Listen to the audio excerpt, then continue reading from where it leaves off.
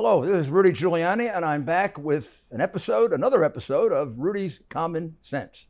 Today, we're going to take a look at something I know is disturbing many, many Americans because I get a lot of calls and I get a lot of emails about this and a lot of questions about it. And that is, it seems like there's been almost since the beginning of the pandemic and probably even before that, a concerted attack on our Bill of Rights. Our rights have been limited, changed, trashed in some cases, some of it coming from the pandemic, some of it from other reasons.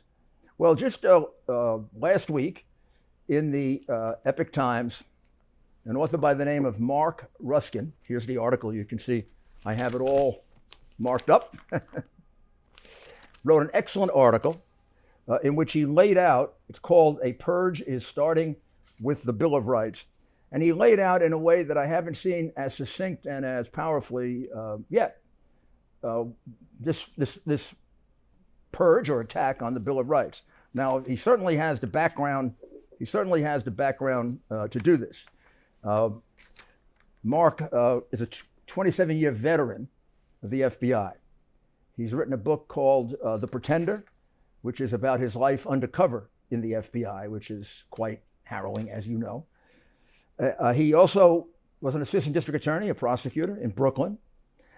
He was a legislative assistant to a man I would very much like to have around now, who I had great affection for, Senator Daniel Patrick Moynihan. We could really use his voice now. And he's also an adjunct professor at the John Jay College of Criminal Justice. And the book, The Pretender, is published by St. Martin's Press, a very, very strong and important publishing house. So this is a man who's in a position, having been an agent with the FBI under the most difficult, stressful circumstances, a prosecutor, now a professor, and obviously an excellent writer and very thoughtful man. This is someone who really can bring some clarity to what I know is troubling a lot of us about what's going on with these rights that, for example, our right of free speech and our freedom of religion. So let's begin. Marc, it's a great pleasure to have you here. Thank you. Well, Mayor, first, let me thank you very much for inviting me to be here. It's an honor to be talking to you. Well, if you would, I laid out a little bit of your career, but if you just go through, what you've done, and then we'll get right to the article and your concern about what's happening to these rights that are, it's almost unthinkable that these rights would be put in any kind of jeopardy. Well, I'll start off by saying that, having worked in the criminal justice system for over 3 decades, and then having prior to that seen how government operates close up, my work on the legislative staff of Senator Daniel Patrick Moynihan was my first serious job out of college and prior to law school. So I got a chance early on to see, what goes into making the sausage, which is government, and how you don't want to know what that is, generally speaking. But so I was somewhat disillusioned at an early age and not naive after that experience. And essentially being disillusioned with the political situation is kind of what pushed me into becoming an assistant district attorney. I wanted a job which was not politicized, as you understand as a prosecutor yourself, but that is strictly involved with enforcing the law objectively and independently. And then from that, moving into the FBI, and 3 decades later, folk moving over now and being more of an observer than a participant. I've been writing, a column for the Epoch Times now for several years, and my columns generally focus on the Bill of Rights, on the Constitution, and what I have observed over the years from my different positions as it has evolved, or maybe I should say devolved, in past years, and to the situation where it is today. And you refer to the First Amendment. The First Amendment is particularly striking in terms of of how the rights that we enjoy and that preserve our freedom of expression, our freedom of religious association, have slowly been shifting almost unnoticeably. And in the past several months, this year I've written few columns because I've been a little actually overwhelmed by the movements that have been occurring within the government and in the private sector as well. And in the column that you refer to now, that I wrote last week, I tried to pull together the different strings as to the different rights under the Bill of Rights which have been adversely affected over the past couple of years. Getting to the First Amendment, I had noticed, for example, with First Amendment scholars, academics, law professors, 20 or 30 years ago, they would have universally 100% defended virtually absolute freedom of expression. They would not tolerate government intervention in the expression of ideas and beliefs. And a couple of years ago, I attended another symposium at Fordham Law School and was kind of shocked to see that there'd been a big shift in the academic world, that now fully, I would say, half of the professors were supporting what Herbert Marcuse called repressive tolerance. I don't know if Marcuse was a socialist, very left philosopher at the end of the 20th century who advocated free speech. And I studied him in law school. And when I read him, you read him initially, you think, well, these ideas are very good. He's saying that speech should be tolerated and it's very important to a free society to have the interchange of ideas. However, then he moves on and says, however, that ideas which are harmful to society, of course, must be regulated. And that's when you get to where we are getting to today. Who decides what ideas are harmful? So if we begin with free speech, which is probably where we should begin, free speech and freedom of religion are probably the two cores of our republic, our democracy. So when I grew up, to me, one of the things that I respected most about liberals, and I don't know, I'm probably talking in the 60s and the 70s, was their fierce defense of free speech. For example, the classic ability to say that the Nazis, if they demonstrate, should have a right to express their view. I'm not even sure I agreed with that, but they should have their right to express their viewpoint.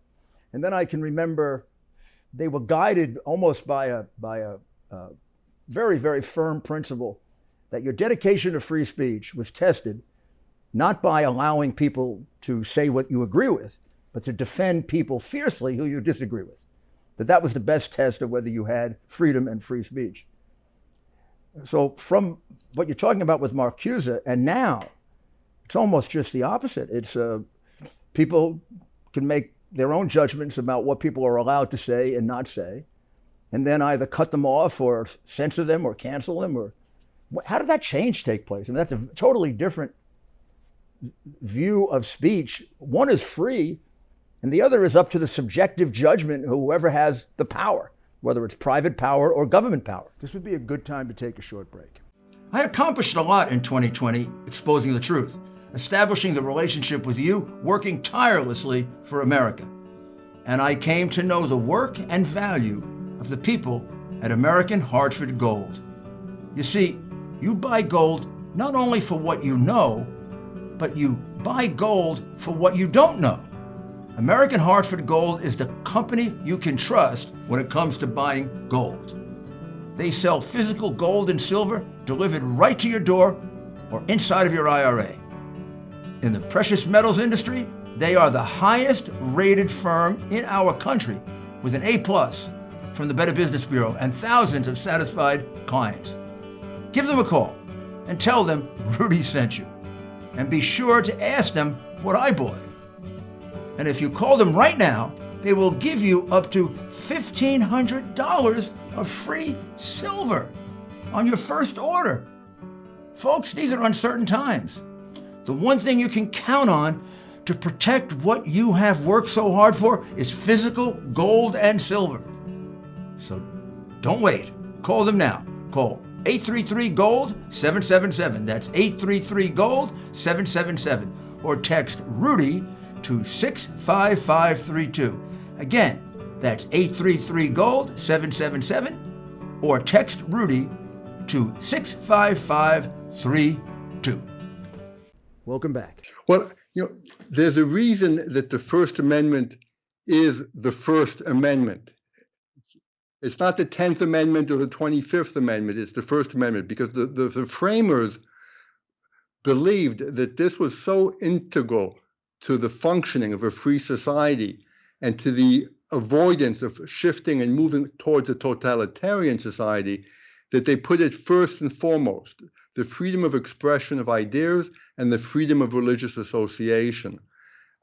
The shift, while it's accelerated in the past couple of years to a mind-boggling rate, I suspect started more than 20, 30 years ago with the entry into academia of many of the radicals of the 70s, the individuals who made up the Weathermen and the Students for Democratic Society, the hard left radical groups started to move into legitimate, quote unquote, enterprise, into academia, and into, I would suggest, also into the civil service and into the private sector. So now you've had 20, 30 years have gone by. These individuals are now the tenured professors at universities. They're high-level civil servants in all of our federal agencies and in state agencies, and they've accomplished, they've reached high positions in the private sector.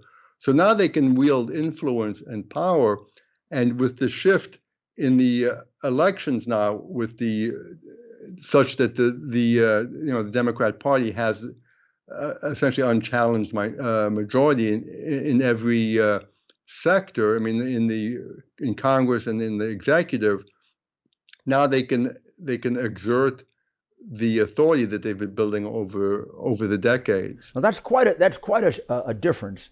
That was never a point of contention between Republicans and Democrats. Free speech was a given. I would say maybe liberal Democrats were more protective of it. Conservative Republicans may have had slightly more view that things like Nazis and communists maybe should be curtailed somewhat. But generally, the fundamental principle was accepted by all, except maybe the most radical, that the right should have the right to say what they want, and the left should have the right to say what they want, and it get worked out, I guess the expression is, in the marketplace of ideas. In fact, the more ridiculous something you're saying is, the better to express it, because it'll be rejected. That was the thinking I think we grew up with in law school, when you and I were as young as some of these radicals are now, right? And it was almost a given. It was almost it was something that it would have been impossible for me back then to conceive of where we are now. Right. It's mind-boggling, really. And like I said, the shift has been a subtle one. But a few decades ago, when the Nazis, neo-Nazis, wanted to march through Skokie, Illinois, it was a suburb of Illinois, and they wanted to. It was a Jewish neighborhood, and they wanted to march in uniform, in Nazi uniforms, and who were their attorneys who defended their right to do that? It was the Civil Liberties Union. The American Civil Liberties Union defended the neo-Nazis, which I believe was the correct thing to do, and they marched. And this was a left-wing attorneys group, civil rights group, that was defending them, based on the belief that they should have the freedom to express their ideas, regardless of how offensive these ideas are. And as Justice Louis Brandeis of the Supreme Court had pointed out, that sunlight is the best disinfectant. And letting these people walk around in their silly uniforms was the best way to ridicule them, not to embolden them or to strengthen them. And so now, fast forward 30 years, and we're now in the year 2021. And what are we seeing? We're seeing that a shift where now there's an intolerance on the left. You do no longer see the ACLU defending freedom of expression. And what we see is a subtle change in the terminology that is being utilized to recharacterize or mischaracterize individuals who dissent from the prevailing dogma. And here's what I think is, and this is something that I realized when I was listening to Director Christopher Wray's testimony a year ago. And he stated in sworn testimony that the major problem that the FBI was dealing with, insofar as domestic terrorism is concerned, is white supremacist groups. And at first I thought to myself, what is he talking about? I've been an FBI agent for 3 decades. I remember the white supremacist groups from the 1990s. And one of my closest undercover friends, as you know, I was an undercover agent for 20 years. One of my friends who looked very Aryan, he specialized in infiltrating Aryan militias, like the Aryan nations and so forth. Approximately when was this, Mark? What period of time, so we can get a setting? This was throughout the 1990s. In the 1990s, okay. Yes. And his name is Mike German. And Mike is also a published author. And he has blonde hair, very blue eyes. He looks like an Aryan, a model for the Aryan. So he's perfect for undercover work. He was perfect for undercover work for that particular role. And he was very brave, and he was very good at it. And he infiltrated many of these groups. These groups were investigated by the FBI, prosecuted by justice, and overall dismantled. And today, I suggest they really are an insignificant threat. And when Christopher Wray testified to that effect, he didn't provide any data, he didn't provide any reports, he didn't provide any statistics. Instead, he made a conclusory statement that this was the issue. And no reference to Black Lives Matter, no reference to Antifa, just to and then a year later now, a few months ago, we hear Attorney General Garland essentially stating the same thing. I mean, he was virtually repeating Christopher Wray's testimony, again with no data to support his conclusions. And then I realized, and this is part of what I've written in some of my columns, especially one that you referenced from last week, is that what's being done is there's been a subtle change of the definition of what is a white supremacist. And I suggest it's meant to tarnish individuals who dissent from the current views which are officially sanctioned. So individuals who are not racist, they're not supremacists of any kind, are being labeled as white supremacists. And obviously, we all agree that white supremacists are terrible people, and they're despicable, they should be investigated, and they should be prosecuted. I think you and I would both agree with that. But when you change the definition of what a white supremacist is, to include everybody who disagrees with you, you've watered down the term, and now it ends up becoming meaningless. We'll be back with our interview with Marc in a few moments. How much equity do you have in your home? 50,000? 100,000? More? Cybercrime experts are alerting homeowners that the more equity you have, the greater the chance foreign and domestic criminals will come after you. Title theft is one of the fastest growing crimes. Home Title Lock, America's leader in home title protection, is alerting homeowners they could already be a victim and not know it. Here's how it goes down. First, cyber thieves search hundreds of public databases for high equity homes. Next, they pull your home's title that's online. They forge your signature stating you sold your home, and they take out loans using your equity. You're not covered by insurance. Your bank or common identity theft programs. Protect your most valuable asset. Register your address now to see if you're already a victim and receive a complete title history of your home, a $100 value free. Go to HomeTitleLock.com. That's HomeTitleLock.com. And now we'll continue with our very interesting interview with former FBI agent Marc Ruskin. Well, Marc, it's hard for me to understand, and both of those struck me in the same way. It's hard for me to understand how Christopher Wray or the Attorney General could possibly even say that. When you consider that last year we had one of the biggest outbreaks of riots and I think 26 people murdered, dead, thousands of people injured, 400 police officers sent to the hospital, police officers assassinated, Black Lives Matter going into communities, and almost always violence would follow they never had a peaceful demonstration. It all turned into violence. And they consistently chant, pigs in a blanket, fry them like bacon. And then they wonder why people are incentivized to kill police. They're telling people to kill police. Now, you have all that. To me, at least, it's almost a no-brainer that both Black Lives Matter and some of these other organizations are domestic terrorist groups.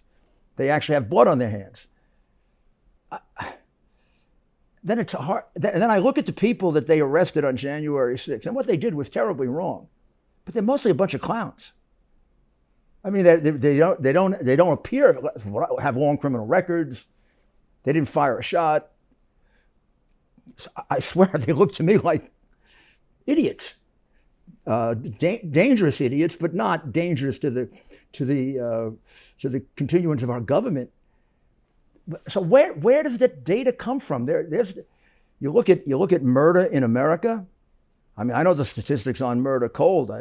That was how I reduced crime, because I was a statistician from the days back when I used to put out the FBI report when I worked for President Reagan. It always struck me that these statistics could be useful as a management tool, not just as a historical tool. Crime, murder. I mean, in New York City, 8% of the murders are done by white people. So white supremacists are not committing the murders in New York and Chicago that are shocking the nation. So where? And then we have a record increase in overdoses in drugs, which would be a great concern. Fentanyl is a killer that's coming from China through Mexico. It has a national security aspect to it, domestic. There are so many things that threaten us. Tell me from the point of view of an FBI agent, how does an FBI director say that?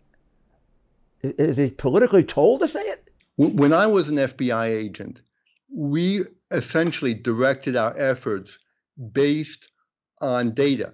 So again, I worked, as you know, primarily as an undercover agent for 20 years. There are very few full-time undercover agents. May I ask if you can answer what you're on the criminal side or the counterintelligence side?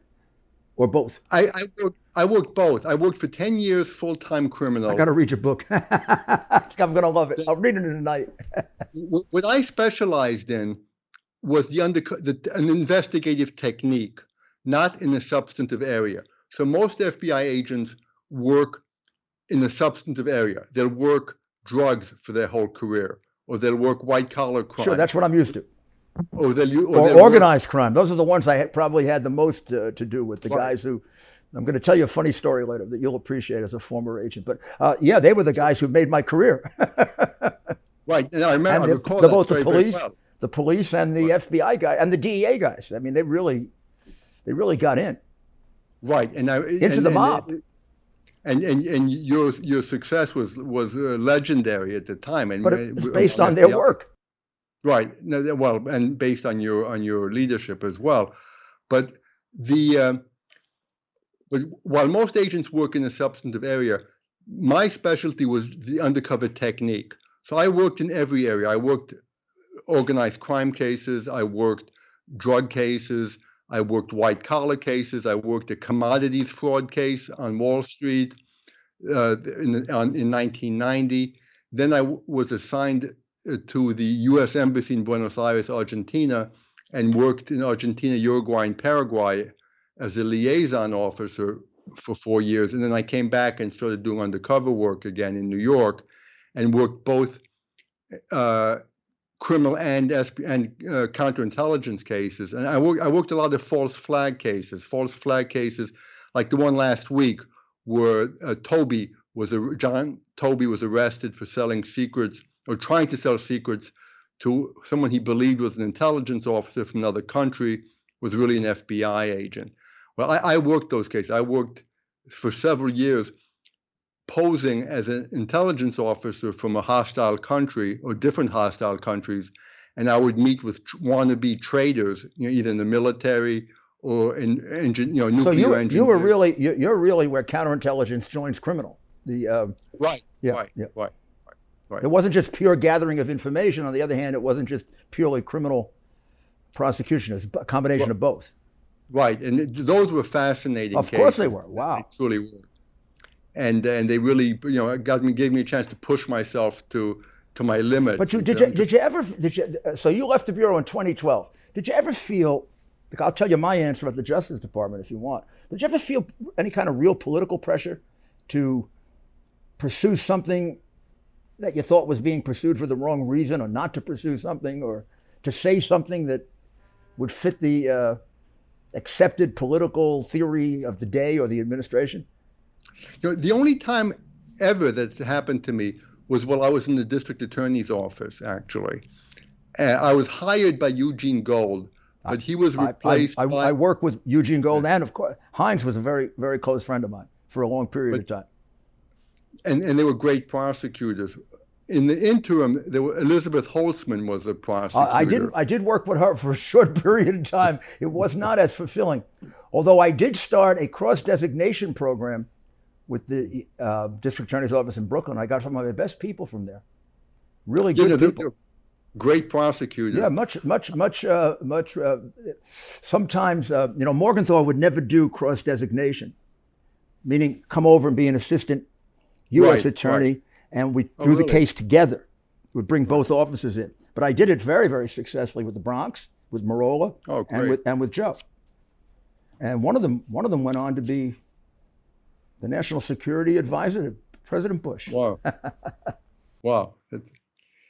I worked in the Economic Crimes Bureau as a prosecutor, and there was one case where I was told to back off for political reasons, and I was just a line prosecutor. Sure. But not in the FBI. No, never in the FBI. No, I would have found that impossible in the FBI. I mean, I never felt it as an assistant U.S. attorney. I felt it a few times as U.S. attorney. I was once brought a case on not Elizabeth Holtzman. I was once brought a case on a person who was running for political office, and I felt that it was being done purely for political purposes, and I just put it off. I said, I'm not going to do it now. I'll look at it later, and it turned out to be a totally frivolous case. But here I was appointed by Ronald Reagan as Associate Attorney General. I became U.S. Attorney in the Southern District of New York. So by that point, I was sort of an identified Republican and close to Ronald Reagan. And I never felt any political pressure. I even recommended a special prosecutor for my boss, Attorney General Meese, when I didn't want to. I didn't think he was guilty. That's why I hated that law. But the law required that you had 90 days to disprove the crime. I was able to do that for Director Allen. I was able to do that for a couple of people, disprove the crime so we didn't have, but I couldn't do it in Meese's case. I couldn't disprove it. I could have made believe I did, but I didn't. So we had to have a special prosecutor appointed. Of course, he was found to be innocent, although some people in that scheme were prosecuted. It was the WedTech situation. There were, Congressman Biaggi got convicted. We convicted him in that situation. But Meese was not involved in it. A friend of his was doing the common thing of selling his name without telling him. And Meese was about as straight a guy as you're going to meet. And I knew that, and I had to do it. And I never felt any pressure. Even, I mean, he's a good friend of mine now. He understands. But and then a few years ago, I was G-Man of the Year. The FBI Association of Retired Agents made me G-Man of the Year. So to see the Bureau at the top, I know it's not the agents, see the Bureau at the top taking these positions, it's like, it almost breaks my heart. So I'll give you some background on that, Mayor. I was entered on duty in the FBI in 1985, and I retired in 2012. And so I served under several different presidents, and I worked a lot of public corruption cases. I mean, that happened to be an area that I was interested in. And one of the things that impressed me about the Bureau was that we investigated both sides equally. So I worked on a number of cases where the subjects of the investigations were prominent Republican elected officials, and several cases where the subjects were prominent elected Democrat officials. And it made no difference. I had a supervisor, he's passed away now, Craig Dotlow, who was very involved in selecting the cases, and together we would plan the scenarios for the undercover operations. And I don't recall once ever working with him where the subject of what party the individual belonged to ever came up. It was strictly what crimes are being committed and how do we best put together a case that will be successful in terms of a prosecution. So I now when the Bureau started to shift from being an objective and independent federal police agency to becoming politicized, initially I refused to believe it. I was in denial. I was too. Yep. Mm-hmm. And because to me, I couldn't imagine the Bureau being politicized. It's just unimaginable. However, now I've come to accept that under the direction of Director Comey, the agency had started to shift and being influenced by political considerations. And as you've pointed out, the important distinction to make is that this only involved upper management, the C-suite, the J. Edgar Hoover building, which is FBI headquarters. Right. It's with the seventh floor. The seventh floor is where all the director, the assistant directors, that's where they all have their big palatial offices. And that's where the cancer exists. In the field, it's totally different. The FBI field agents are the best people in the world. And I miss being an FBI agent because I miss working with other FBI agents. I'm sure you do. And in the FBI, and in my book, I point this out, and I kind of try to give a window into what's going on behind the scenes at the FBI. But the FBI has two cultures. There's the management culture and there's the field agent culture. And they're very different, and they kind of have a quasi-adversarial relationship almost, where you have FBI field agents want management just to keep their noses out of their cases, and management sometimes doesn't fully trust the field agents. That manifested itself in 2016 when Comey finished his investigation of Hillary Clinton. Very, very unusual and strange investigation where he wrote the report 3 months before he interviewed her. It was clear that Obama had made statements that she wasn't going to be prosecuted right from the top. And then you had that strange meeting between Clinton and the Attorney General. And then he gives that statement, which I don't ever remember. Maybe you can remember a situation like this. I never remember an FBI director giving a press conference in which they described in great detail the evidence against someone they weren't going to prosecute. I mean, it was almost like a summation. He gave a summation in a criminal trial. And he gave such a good one, I thought he was going to indict her. When he finished, I know Jim really well, and at that point, I was beginning to start to realize he was a very different kind of guy than I remembered. But when he went through that recitation and I was sitting there listening to it, I said, Jim, That sounds like a summation of all the crimes that she committed, destroying emails, smashing up hard drives with hammers. I mean, these are the things that we use traditionally in a criminal trial to show consciousness of guilt. That's how we prove intent. And all of a sudden, he says there was no evidence of intent. And I went crazy in my chair. I said, didn't I teach you anything? That's how we prove intent, idiot. Destroying evidence, false statements. We can't prove what's inside the mind. The actions prove the intent. And then he went all the way the other way. Now, the field agents in New York rebelled. And I know that. And I've actually had to be interviewed about this because I think they were hoping that some field agent complained to me and therefore they could fire him.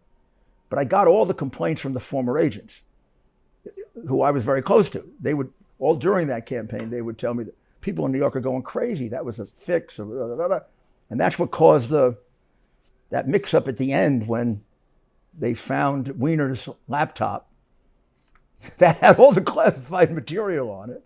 And Comey reopens it. And I remember then Donald Trump, later President Trump, I wasn't with him on this occasion. I was with him almost always, but I was gone for about 3 hours, and he praised Comey for doing it. And I called him up on the phone, and I said, you're going to regret doing that because this guy's going to change his mind again. You know, he's a weasel. And he did. He changed his mind at the end.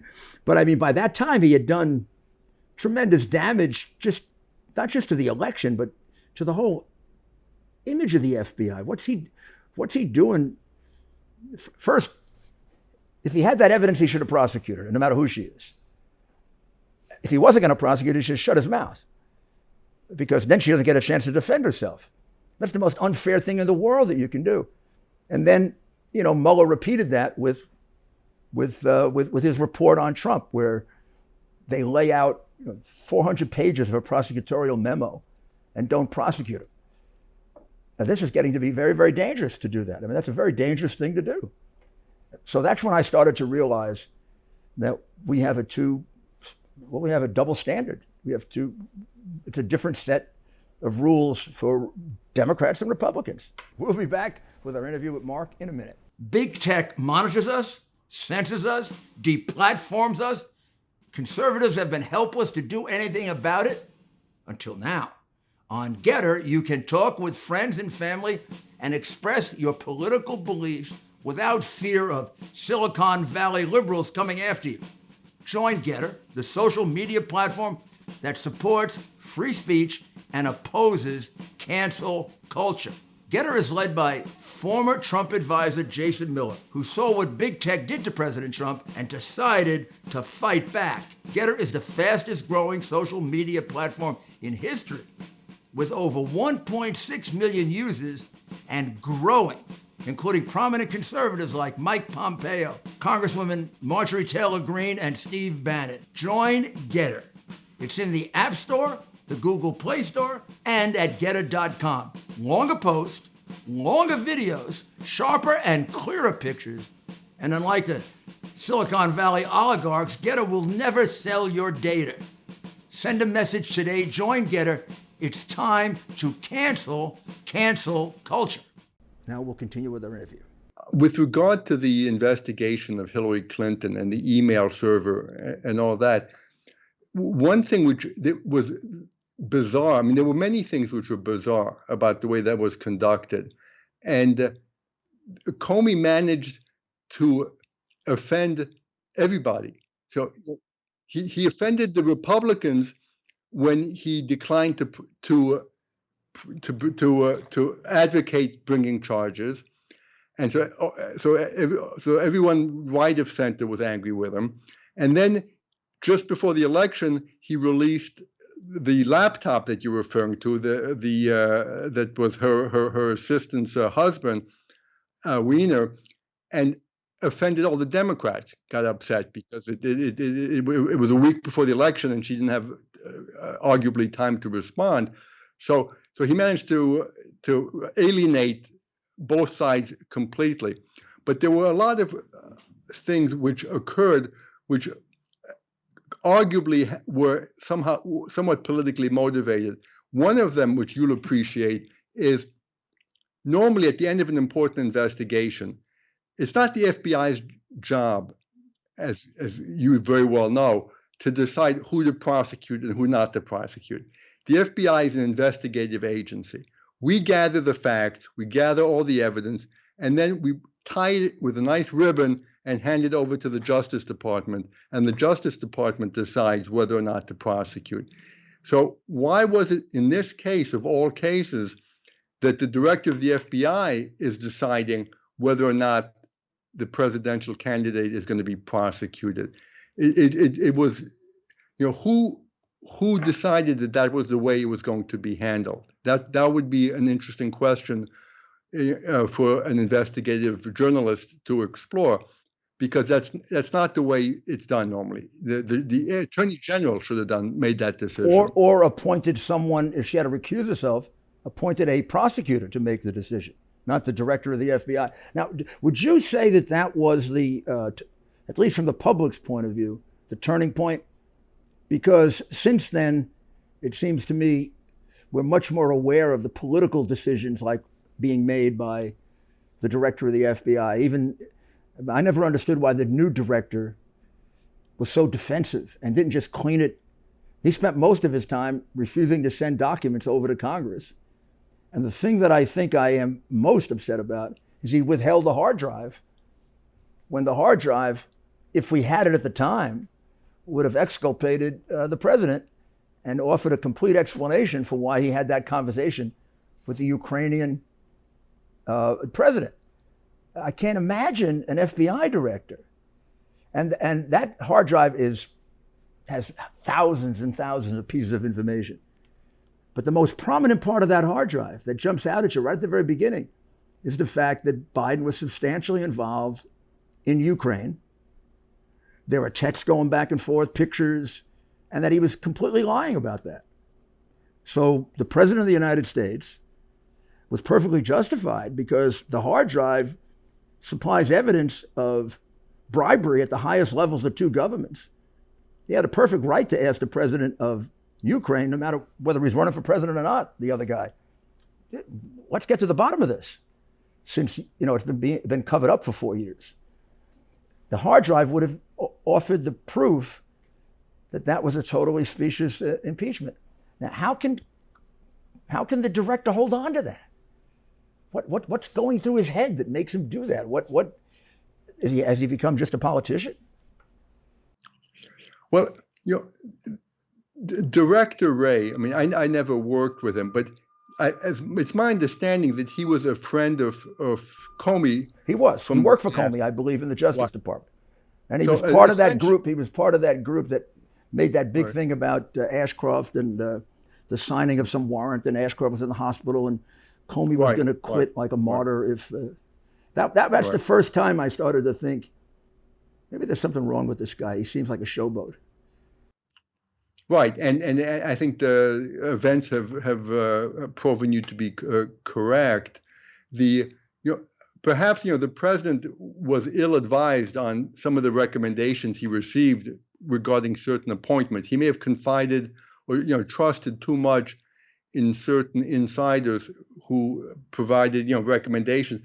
To be director of the FBI after Comey, the ideal director would have been a complete outsider from the political point of view, but someone who really understood how the FBI works, and from the nuts and bolts of the FBI. Perhaps a retired FBI agent with no political, no strong political leanings, but someone just committed to doing the right thing, and that could have helped resuscitate the FBI's reputation.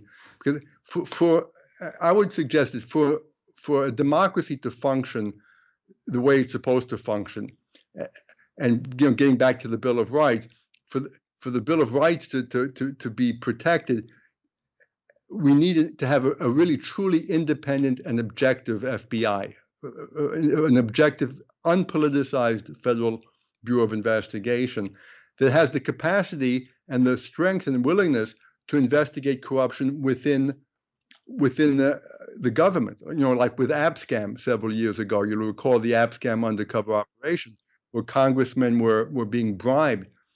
If you don't have an objective and independent federal law enforcement, it's hard to have a truly well-functioning democracy. Well, can I ask you how bad is the damage and to our rights, and do you think it has? Do you think it's connected? These things are all connected to a desire to change basically our form of government and our economy from a basically free market to socialist, a democracy to a more authoritarian type of government? Because that's a great fear that many people have. This seems to follow what Marx and Engels, they almost seem to be following the playbook for take God out, infiltrate the schools, and get control of the law enforcement apparatus. That's pretty dangerous. Well, there's certainly a tendency to diminish the importance of the Constitution as a whole and the Bill of Rights altogether. I mean, there have been statements by Speaker of the House Pelosi, by Hillary Clinton, as to whether or not the founding document, still has relevance today, or if it's just some antiquated parchment that should be disregarded. And so there is a strong, it seems like at this point, it seems like hard to slow down, but a strong impulse towards diminishing the importance of the Bill of Rights. And part of the way that's being done, I would suggest, is what we talked about earlier, by changing the definitions of what a white supremacist is to include anybody who disagrees, to label parents as domestic terrorists. Domestic terrorist is a very serious thing, and domestic terrorists should be prosecuted and investigated. But if you call parents who attend school board meetings domestic terrorists, you're diluting the term, because that doesn't mean anything anymore. If any soccer mom is called a domestic terrorist, then what's going to happen with the investigations of real domestic terrorists? But the question is there a point to this? Is this just political bickering, or are they going somewhere with this? Diminish the Constitution, change our form of government, get closer to a one-party system, and also clearly the economic system they're trying to change to a much more socialist dependent system. One thing we have to, the framers were really brilliant people, and they understood human nature, and human nature has governments tending, if left alone, towards totalitarianism. So the trend, if unregulated and uninvestigated, uncontrolled, is towards a totalitarian, be it Marxist or communist or right-wing state. And that's what we're seeing happening today. And by having the system of government with the balance of powers with the judiciary, the executive, and legislative branch, the plan was to design a system where democracy would be preserved and individual rights would be preserved. And yes, there is a tendency away from that now, because I guess things are occurring. You have powers and power centers which they could not have predicted, 200 years ago. How could they predict that there would be private sector companies, like Twitter and Facebook and so forth, that basically work hand in glove with government agencies, doing what's essentially controlling freedom of expression. If Twitter can cancel the account of the President of the United States, and if anyone whose speech they disagree with, whether it's a medical doctor whose findings they don't like, or a political figure, they can, Facebook, Twitter, YouTube, they can all cancel that individual or that group. Then you have private sector entities doing what the government is forbidden to do. The Bill of Rights forbids the government, but you have proxies now essentially accomplishing the same goal. So working, like I said, hand in glove. So yes, there's a tendency, now a movement towards a totalitarian type of system. And what we need, of course, is for the democratic forces to be, in the classical sense of the of constitutional democracy. Well, I think they may have exposed their Achilles heel in going after the parents, because the reaction I see there is very bipartisan. It's not just Republican parents or Democrat parents.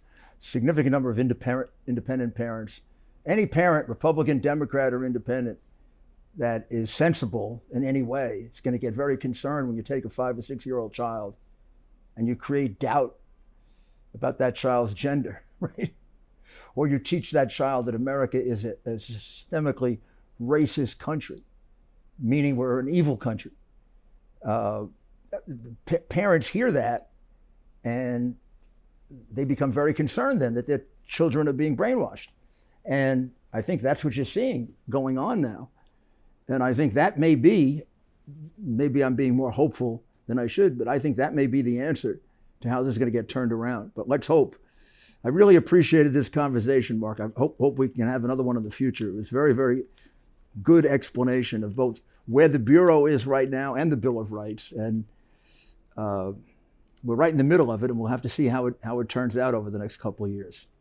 And thank you for your service to the country. Well, thank you, Mayor. Thank you for giving me the opportunity to speak. Excellent article. Keep writing them. God bless you. I sure will. Thank you very much.